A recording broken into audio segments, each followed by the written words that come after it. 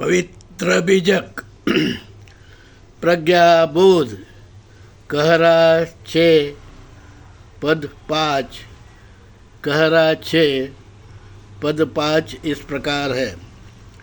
दर्भहीन जैसे पुरुषार्थ मन ही माही तबाही हो। शब्दार्थ, अब हम शब्दार्थ जानेंगे।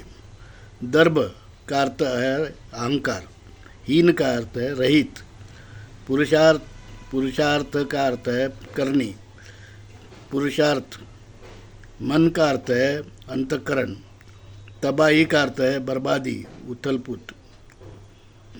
अब हम प्रज्ञाबोध जानेंगे।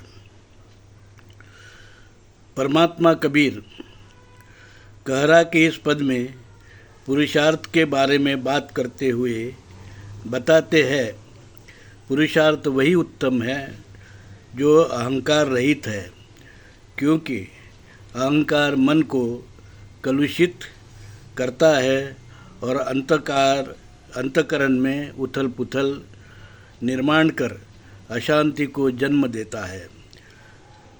जो अशांति निर्माण होती है सुख को दुख में बदल देता है। अहंकार ने बड़े बड़े लोगों को पदभ्रष्ट किया, जिसके उदाहरण रावण, कंस, दुर्योधन है। अहंकार ने उनकी क्या दुर्गति की है सब जानते हैं।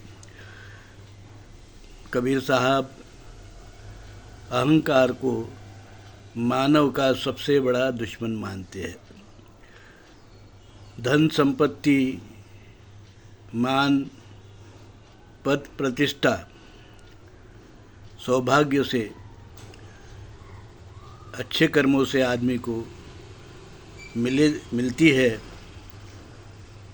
वही दुष्कर्मों से भी कभी कभी प्राप्त होती है।